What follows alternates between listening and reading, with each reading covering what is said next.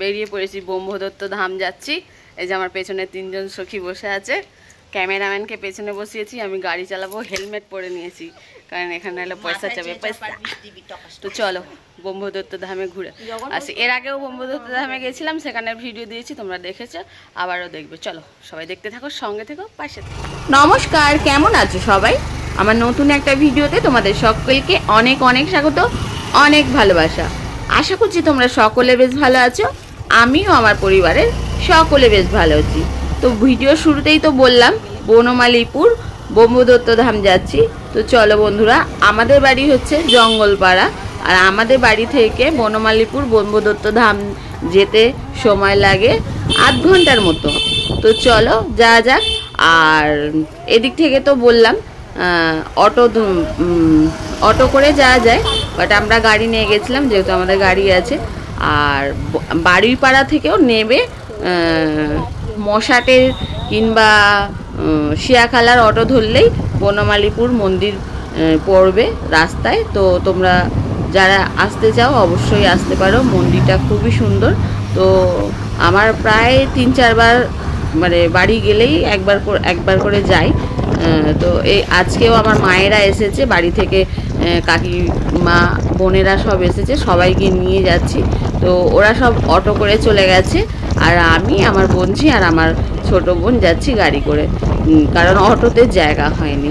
তো চলো আশেপাশে রাস্তার প্রাকৃতিক দৃশ্য দেখতে দেখতে আমরা ঠিক পৌঁছে যাব বনমালীপুর ব্রহ্মদত্ত ধাম মন্দিরে।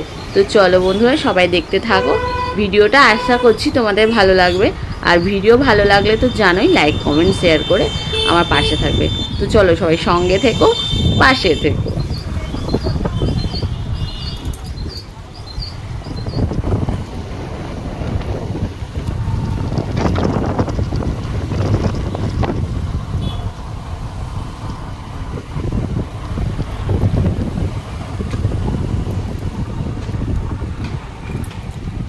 তো দেখো বন্ধুরা, এতক্ষণ আমি হেলমেট পরেছিলাম, তার একটাই কারণ, রোডেতে হেলমেট পরে চালাই, কারণ জানোই পুলিশ মানে জায়গায় জায়গায় থাকে, বোঝা যায় না।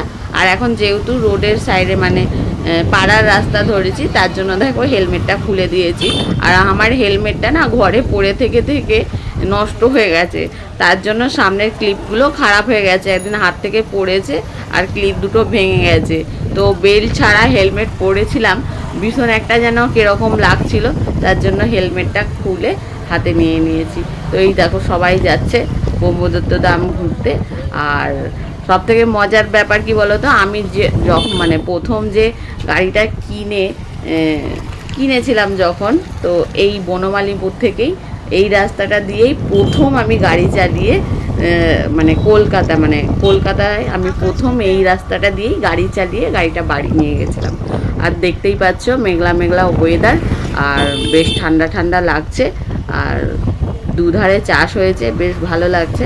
আমাদের যেহেতু গ্রামে বাড়ি, তো রাস্তায় যেতে দুধারেতেই কিন্তু অনেক রকমের চাষবাস আছে, যেটা আমার অনেক ভিডিওতেই আমি দেখাবার চেষ্টা করেছি, জানি না কতটা দেখাতে পেরেছি।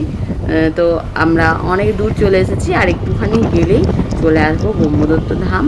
আর সব থেকে বড় কথা কি বলো তো, এই রাস্তায় না গাড়ি চালাতে খুব ভালো লাগে। এর আগের বারেও আমি যখন ব্রহ্মদত্ত ধামে এসেছিলাম, তখনও আমরা বৃষ্টির কবলে পড়েছিলাম, আর আজকেও দেখো মেঘ মেঘ করে আছে। তো চলো, অনেক বকাবকি হচ্ছে, এবার ধীরে সুস্থে মন্দিরের দিকে যেতে থাকি।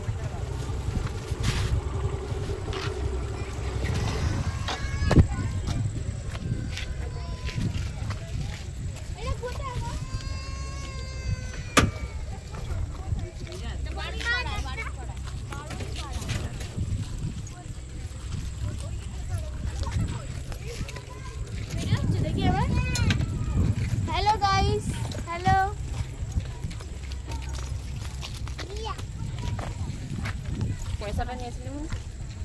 চলে এসেছি আমাদের ব্রহ্মদত্ত ধাম। এটা লম্বা করে কর। প্রত্যেকবারে যখনই আসি প্রত্যেকবারে এরকম বৃষ্টি এসে যায়। দেখো বৃষ্টি এসে গেছে। চলে এসেছি ব্রহ্মদত্ত ধামে। দেখো ধামে চলে এসেছি। চলো বৃষ্টি এসে গেছে। ব্রহ্মদত্ত ধাম অনেকটা জায়গা জুড়ে মন্দিরটা হয়েছে।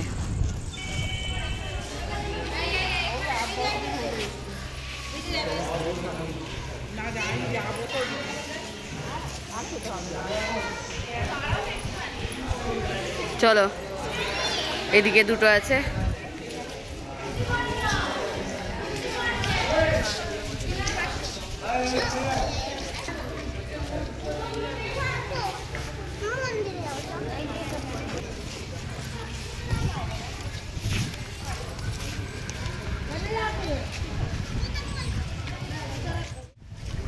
বাইরে অনেক অনেক অনেক জায়গা, কিন্তু বৃষ্টি এসে গেছে। দেখো এই দেখো বৃষ্টি পড়ছে, বৃষ্টি এসে গেছে।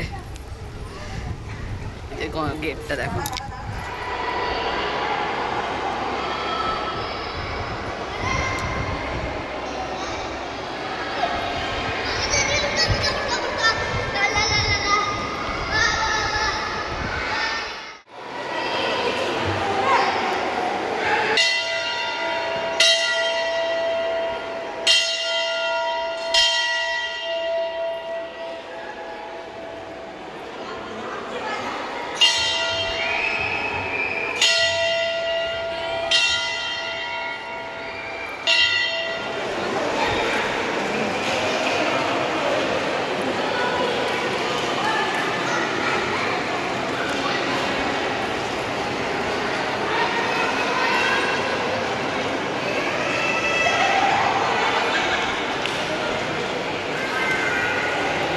এটা হচ্ছে আমাদের বনমালীপুর ব্রহ্মদত্ত ধাম।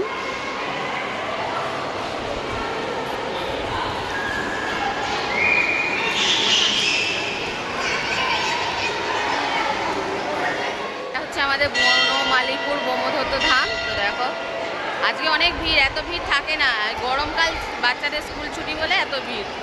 দেখো সবাই এসেছে, আর বোন যেখানে পক করে ঘুরে যাবে। চলো এর নিচে এখনো শিব মন্দির আছে।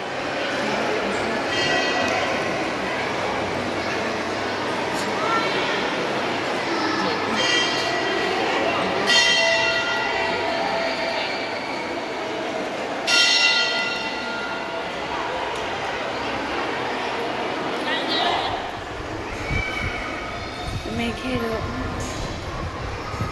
সব বসার জায়গা এগুলো।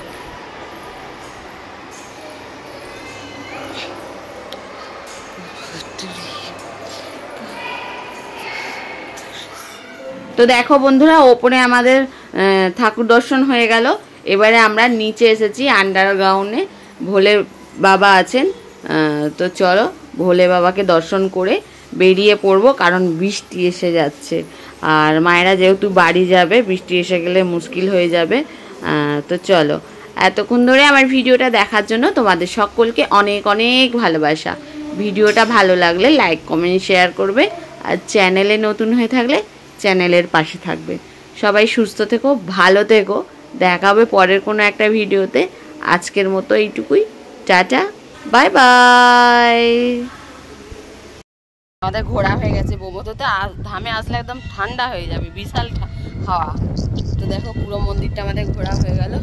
মায়েরা বাড়ি যাবে, তাড়াহুড়ো করছে, তাই জন্য কারণ বৃষ্টি নেমে আসবে আবার,